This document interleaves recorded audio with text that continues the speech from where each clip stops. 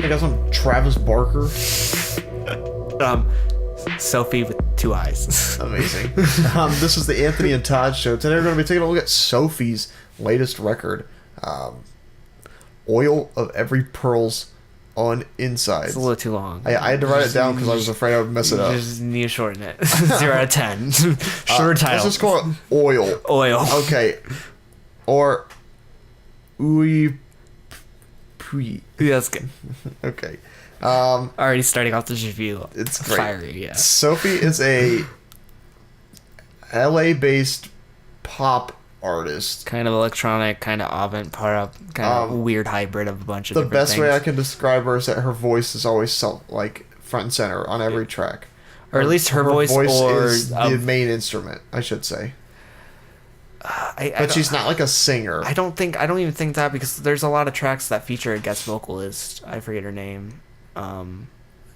It's not gonna come to my head currently, but like I think her current phase is she makes almost 2 phases of her, essentially. There's one really jagged, almost electro pop, avant pop, that is reminiscent of artists like, let's say, like that provide the same amount of jaggedness or intensity, like Igloo Ghost or Death Grips. Yeah.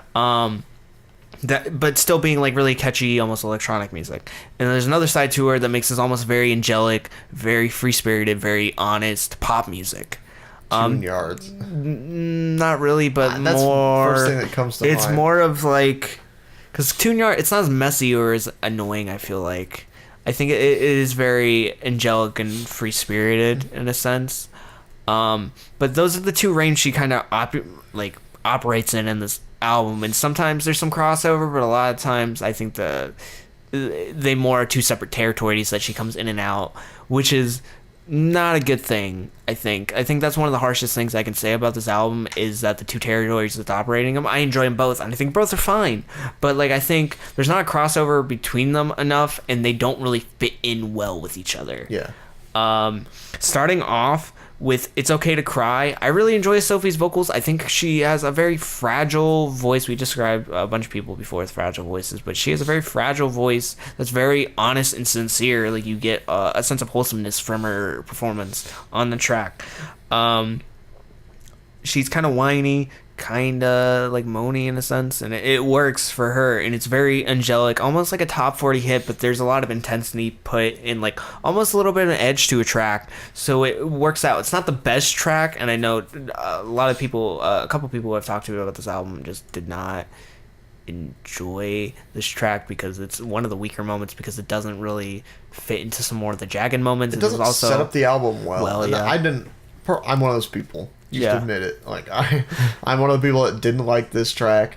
When I just put me in like a weird mindset, I think, for the rest of the album as well. Listening to this track reminds me of a cross between Anoni and Kieran J. Callanan. Like, I literally just did not know if she was being serious or not, because I think that the songwriting here is just dumb. And yeah, it's also one of the tracks where the songwriting's put prevalently, and it's not just like something like Face Shop where it's like, the face is the name of shop, and it's just like really repetitive lyric, very minimal. This one is like a full-fledged written out track, and it's just not written well, and it's not, and it's really cheesy. Too. Yeah, it's really cheesy. The chords used here, just kind of the musical stylings used here are very cheesy, like very 80s love song kind of stuff, but not like the good stuff. Yeah. It's like bottom of the barrel kind of thing. But then you go into Ponyboy, which is very harsh, very jagged, very spacey, very screechy,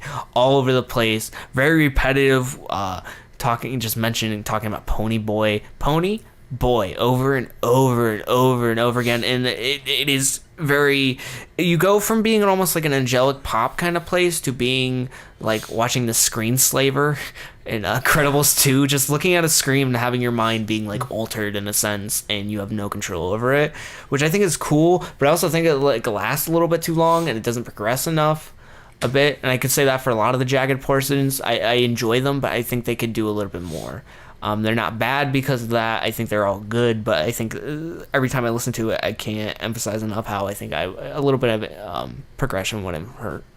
Another problem I have, Ponyboy and Faceshopping kind of use a little bit of the same samples and a little bit some of the same synths, and it kind of sounds a little too close. I think those two tracks are like different ends of the album would have been fine, but like them right next to each other was not a good decision. Sounds like a continuation, really. And it's not like a seamless transition. It's just more of like it's the same track. Yeah. Or in the same vein in the same track. Like I didn't think it was needed, but like Ponyboy and Faceshopping, both ridiculously catchy, very addictive, hard to escape, and extremely enjoyable. Minus a little bit of lack of progression needed to make it like fully fledged out. Those are probably my two favorite tracks on the album. I enjoyed just how weird and jagged they were, and of like, It's Okay to Cry like set me up in like a weird space. I think that this kind of got me back into maybe what the album was about. Yeah. Going into Is It Cold in the Water, kind of go back, like already switching gears back to the first. Like we're not as cheesy, not as cheesy, but like it's in the same category as the first. I would say definitely versus the second. Yeah.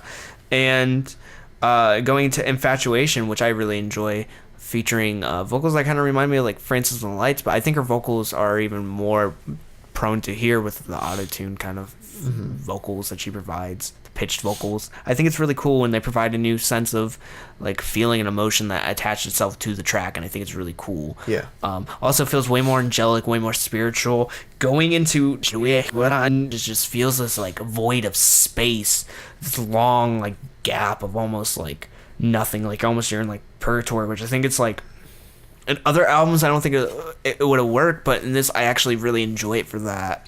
It just kind of gives this album a little room to breathe. Like, I think that like 2-minute breather is just what it needs. Yeah. Especially at that point after Infatuation, because like I don't really like when albums are just kind of all over the place. Yeah. I don't think anybody really does, but when they are like this far apart, you know, I got into a weird comfort zone with It's Okay to Cry because I think it's a longer track. And then Ponyboy and Faceshopping I found to be like the same track anyway, and that like I was already pulled away from like this other sound into this more like jagged sound, and so I was like tossed around in the pit a little bit, and I came out again with Is It Cold in the Water, Infatuation. It's just all different. Giving that like white noise almost just some time to breathe. Like letting things happen before like the final marathon of the last 3 tracks, you know. I think that was a really good design choice. Not Okay, and like Pretending and Immaterial and like Whole New World / Pretend World, all kind of like mishmash of like going to these different separate themes and kind of presenting themselves. I think the second half doesn't really intrigue me much as the first half, and particularly the Whole New World / Pretend World. I just think it's just so long. It's like 9 minutes. It just doesn't prevent enough. I think it does constantly progress, which I can give it, but it's also I just think at some point you gotta cut it, and I just think it just didn't know when to cut it. But like I do like I think I like her vocals. I like the soundscape she's presenting in both forms. Main problem is kind of like lyricism. It's either really minimal, which is okay because it goes for this like very electronic, very avant-pop styling, which works, or it's very just kind of like cheesy as It's Okay to Cry. But for the most part of the album, it really doesn't have anything to do with the play because it's just a repetition of the same lines over and over again, or it's buried in the background like on Ponyboy, with what's being said is really hard to hear.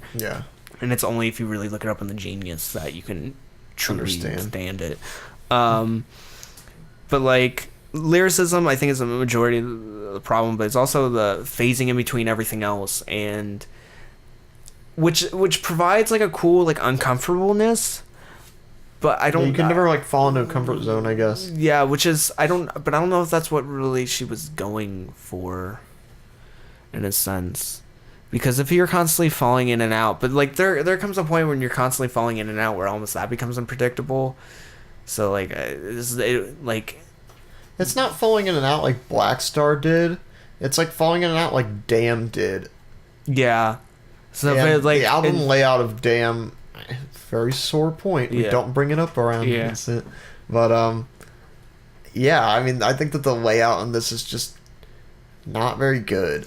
And because of that. It's almost like she put a lot of tracks in shuffle, and I think it just doesn't. I think that's the thing that kills it the most out of everything on this.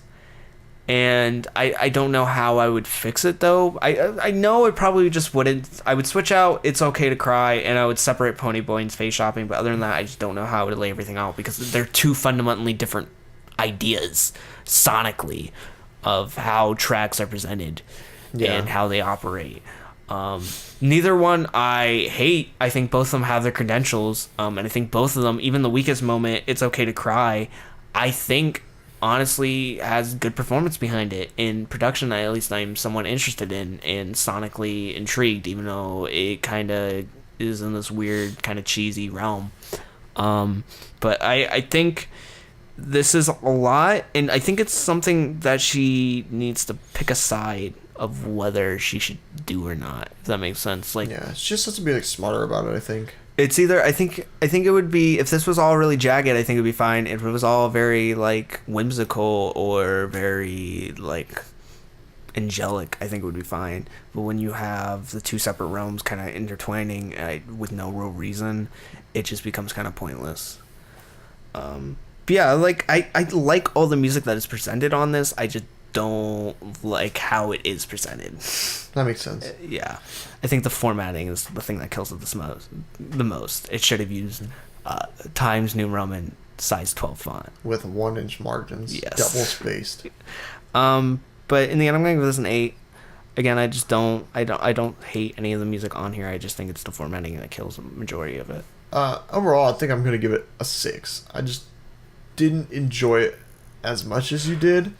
Or as much as like a lot of people that are giving this good reviews did, but it's also just not really my cup of tea of music anyway.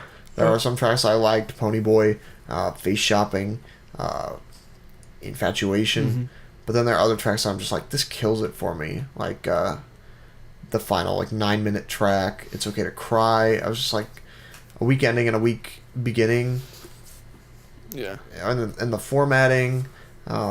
And the kind of confusion of like where she wanted to go, I think were enough gripes to like justify that. Yeah. Well, if you want to hear us talk more about music, we host a weekly podcast on Apple Music and Spotify called The Anthony and Todd Show, where we meme it up and also talk about music occasionally. Links down below in the description if you want to check that out. Until next time, guys, I've been Vincent. I've been Trevor. And see ya, boyos. Bye, everybody.